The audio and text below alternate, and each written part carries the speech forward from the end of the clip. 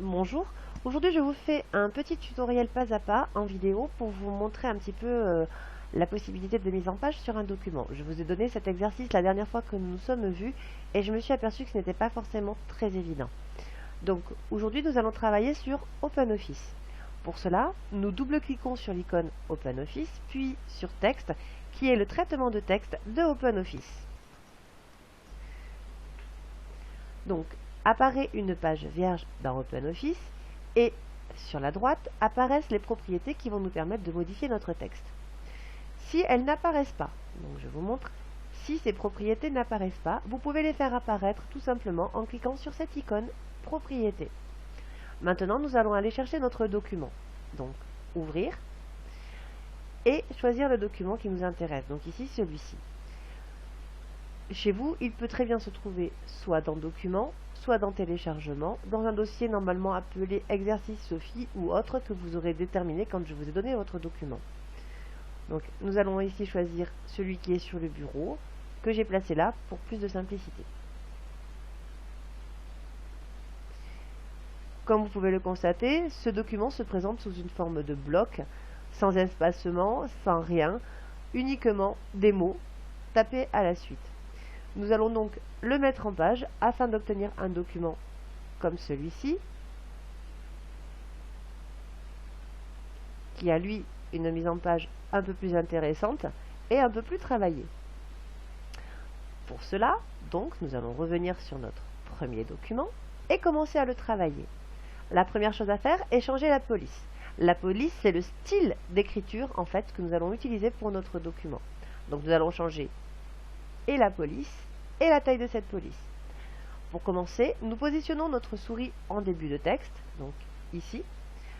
Nous cliquons du côté gauche de la souris et sans relâcher la souris, nous descendons jusqu'à la fin du document. Une fois la fin du document atteinte, nous enlevons notre main de la souris et nous allons sélectionner la police qui nous convient. Ici, ce sera Cambria puisque c'est une police que l'on peut retrouver sur quasiment tous les logiciels de traitement de texte. Et nous allons mettre en taille 14 car c'est bien plus visible. En général, comme vous avez vu quand je l'ai ouvert, les propriétés des textes sont taille, New Roman et 12. Vous pouvez totalement les modifier, à vous de voir ce qui vous convient le mieux au niveau de la police et au niveau de la taille de cette police. Donc comme vous le constatez, tout notre texte a été modifié en police et en taille de police. Maintenant, nous allons le justifier. Justifier un texte, en fait, c'est répartir les mots dans le paragraphe et entre les deux marges afin que votre texte soit mieux présenté et surtout plus facile à lire. Donc vous voyez, ici, justifier. Hop, voilà. Si j'enlève la justification, vous voyez que les mots ne sont pas bien répartis. Donc, on remet. Voilà. Pour rappel aussi, les touches pour supprimer une action ou refaire la même action. Donc, maintenant que notre texte est justifié, en Cambria, en 14, nous allons nous intéresser au titre de notre texte. Pour cela, nous plaçons notre souris à la fin du titre et nous le sélectionnons. Donc, toujours clic gauche sans lâcher la souris, de gauche à droite ou de droite à gauche, suivant là où vous aurez placé le curseur de votre souris. Je garde Cambria comme police. Par contre, je vais changer la taille de la police. Je vais le mettre en 24 pour bien en fait que l'on voit le titre par rapport au reste du document. Je vais le mettre en gras, puis en bleu foncé et je vais le centrer. Une fois ceci fait, je vais rajouter un espacement entre mon titre et le reste de mon document pour vraiment que l'on voit la différence entre ces deux éléments. 40 me paraît bien. Ensuite, comme sur le document que je vous ai remis, nous allons sélectionner toute la partie sommaire que nous allons mettre en gras, en 18, voilà, pour avoir une écriture un petit peu importante. Ensuite, nous allons voilà, changer la couleur, pardon, en vert foncé. Alors si vous ne paraît pas assez foncé, hein, il y a plein de choix, à vous de choisir celui qui vous convient le mieux. Dans le document que je vous ai donné, il y a un retrait ici à partir de ce premier titre. Donc c'est ce que nous allons faire de suite. On sélectionne tout notre sommaire et l'on va créer un retrait avec le petit triangle du haut. On va se placer à peu près ici. Et vous avez pu voir que donc nous avons un retrait. Ce retrait se retrouve ici aussi. Donc si vous voulez un retrait plus important, soit vous le modifiez ici, soit vous le modifiez ici. Maintenant, nous allons numéroter nos différents titres. Donc, les titres principaux, au commencement, première brique et le boom, vont être numérotés. Donc, je sélectionne les deux premiers, puis à l'aide de la touche CTRL, qui est la touche qui se trouve en bas de notre clavier à gauche, nous allons appuyer sur cette touche CTRL, soit CTRL, et nous allons sélectionner le boom. En fait, cette touche permet de ne sélectionner que certains éléments de texte. Une fois que mes trois titres sont sélectionnés, je vais mettre une numérotation. Ici, on a le choix des différentes numérotations. Moi, je vais choisir celle-ci. Comme vous pouvez le constater, ces numérotations, en fait, se sont rajoutées au titre, mais en même temps, les ont fait déplacer. Donc, pour les rapprocher de notre chiffre, nous allons cliquer ici en haut sur notre règle et nous allons les rapprocher un petit peu des chiffres. Voilà, comme ceci. Vous avez vu, une tabulation a été créée. Nous allons faire la même chose maintenant pour les sous-titres, c'est-à-dire ceci. Donc nous les sélectionnons, puis à nouveau touche CTRL, CTRL. Nous maintenons cette touche et nous sélectionnons le reste des titres. Nous allons donc mettre ici des puces, soit ici. Donc, nous cliquons sur la petite flèche ici et nous allons choisir la puce qui nous convient.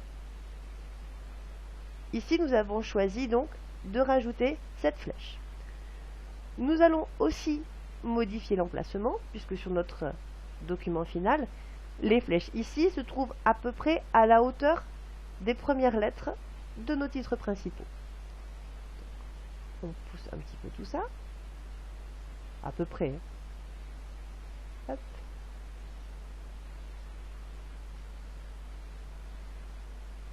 Voilà. Et comme tout à l'heure, nous allons recréer une tabulation afin de rapprocher nos sous-titres des puces. Voilà. Maintenant, donc notre sommaire est fini. Premièrement, nous allons d'abord faire les interlignes. Donc les interlignes étant l'espace entre chaque ligne. Les espacements, qui est l'espace entre chaque paragraphe. Alors, on sélectionne tout notre texte. La première chose à faire, donc, les interlignes, qui se trouvent ici. On clique sur l'icône, on va sur espacement 1,15 et on l'applique à tout notre texte. Ceci étant fait, nous allons maintenant appliquer un espacement entre les paragraphes. Ici, on va mettre 20, ce qui est largement suffisant. Nous allons resélectionner tout le texte, donc comme la première fois, on place la souris en début de texte et on la fait, en cliquant du côté gauche, on fait défiler jusqu'à la fin du texte.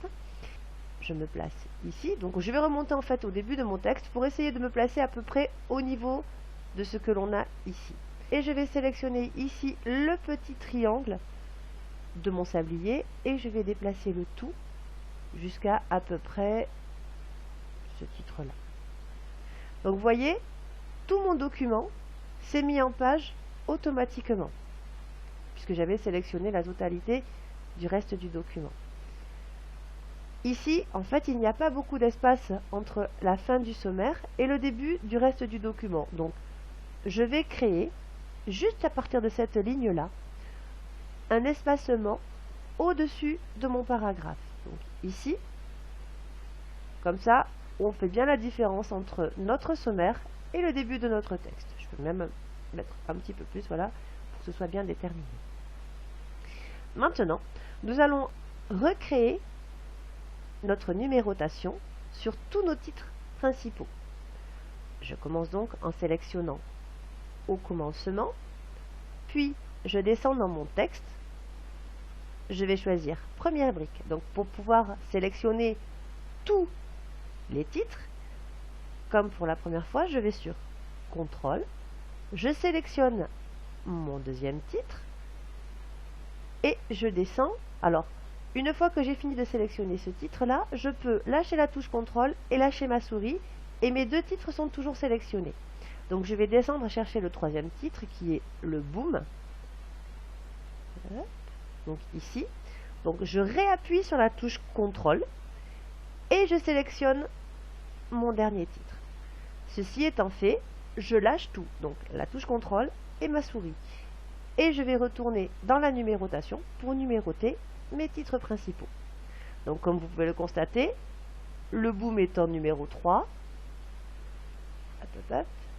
Première brique en numéro 2 et au commencement en numéro 1. Et vous avez vu qu'il a automatiquement déplacé ces titres-là. Le retrait a été modifié en fait. Donc moi ça me convient très bien comme ça. Ce que je vais faire, je vais rajouter de la couleur, agrandir la taille et mettre en gras. Donc pour ceci, je vais donc mettre en 18, en gras et en bleu. Voilà, parce que ça me convient. Donc on vérifie que les trois titres sont bien modifiés, c'est le cas. Et maintenant, comme ici, nous allons rajouter nos puces à nos différents éléments. Nous allons donc maintenant faire la même chose avec les puces. On vérifie que tous nos titres sont bien sélectionnés, c'est le cas. Donc maintenant, nous allons pouvoir y ajouter des puces. Comme tout à l'heure, on choisit la puce qui nous convient, ici celle-ci.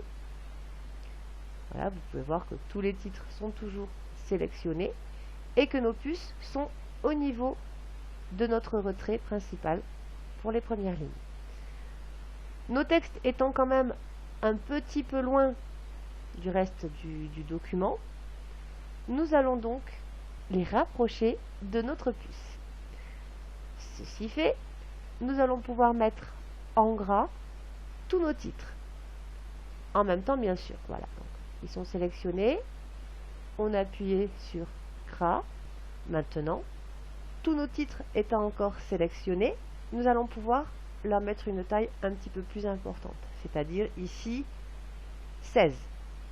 Pour bien en fait détailler les titres et le reste du document. Sur notre document final, nous avons une définition qui se trouve ici et une anecdote qui se trouve un petit peu plus bas ici. Ces deux parties du texte sont en bleu, encadrées. Le mot définition et le mot anecdote sont en gras.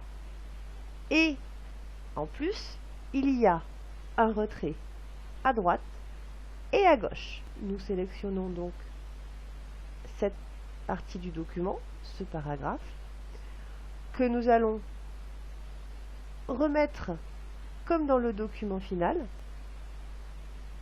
Tous les mots sont au même niveau, donc on va les remettre au même niveau. Mais par contre, nous allons les déplacer un petit peu puisque on veut vraiment mettre en évidence cette partie du texte. Donc ici, on décale tout notre paragraphe ici et ici. Donc un retrait à droite et un retrait à gauche. Et maintenant, nous allons le sélectionner complètement afin, donc format paragraphe, afin de lui ajouter un encadrement et un arrière-plan. Pour ceci, nous allons cliquer ici pour un encadrement et un arrière-plan en bleu. Même chose en dessous au niveau de anecdote. Donc, on sélectionne notre paragraphe, on modifie les retraits. On va d'abord remettre le tout à la place initiale et on le met à la même hauteur que le premier. On revient dans Format, Paragraphe, ici arrière-plan, puis Bordure, ici, pour insérer notre bordure. Donc ici, on s'aperçoit que la bordure est un petit peu épaisse. On retourne dans Bordure. Et on va en choisir une un petit peu moins épaisse. Voilà. Nous avons aussi le mot définition à remettre en gras, ainsi que le mot anecdote. Voilà. Notre texte actuel commence à ressembler de plus en plus à celui que je vous ai fait parvenir. Nous allons quand même vérifier. La différence majeure étant quand même les marges restant en haut, en bas et sur les côtés. En cliquant ici, nous allons sélectionner notre marge que nous allons déplacer comme ceci. Au niveau du côté gauche, pareil du côté droit, comme ceci, en haut,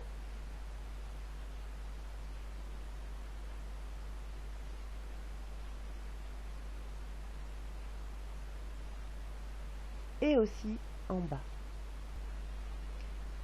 Donc notre document est maintenant mis en page. Nous allons pouvoir lui rajouter nos deux dessins, comme sur le document que je vous ai fourni. Pour cela, nous allons aller dans Insertion, Images, à partir d'un fichier, et nous allons aller chercher nos documents. Pour ma part, mes documents se trouvent dans Bureau pour que ce soit plus facile. Pour vous, en général, les images se trouveront dans Images ou dans Téléchargement si c'est une image qui vient d'Internet. Je choisis donc mon image que j'insère dans mon document.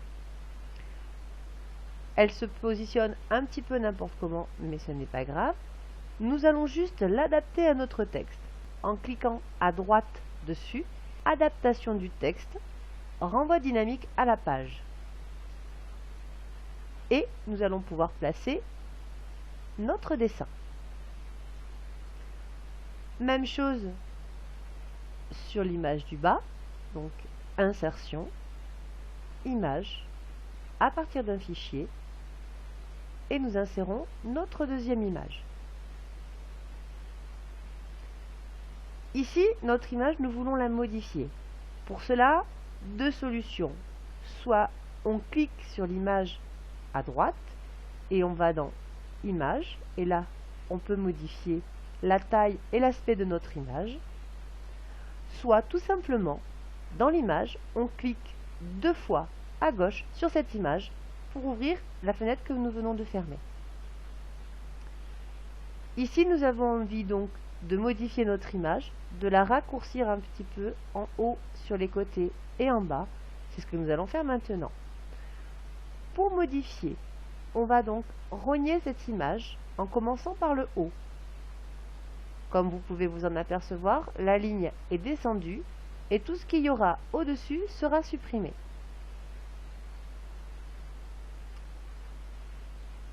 Ça paraît un petit peu trop important, donc on va mettre une valeur de 0,55 et en bas, on va mettre une valeur de 30 qui paraît suffisante. Sur les côtés, on fait la même chose et on s'aperçoit donc que notre image a été modifiée. On clique sur OK et comme vous pouvez le constater, l'image a été rognée, donc une partie de l'image a été supprimée. Avant, après. Cette image, nous voulons encore la rétrécir parce qu'elle nous paraît trop importante par rapport à la taille de notre page. On clique deux fois sur le document et là, on va aller modifier sa taille, soit directement en changeant au niveau des centimètres, soit en changeant au niveau de l'échelle, en se rappelant toujours que quelle que soit la modification que l'on fasse, il faut absolument que l'échelle soit toujours la même en haut et en bas. Le rapport doit être le même.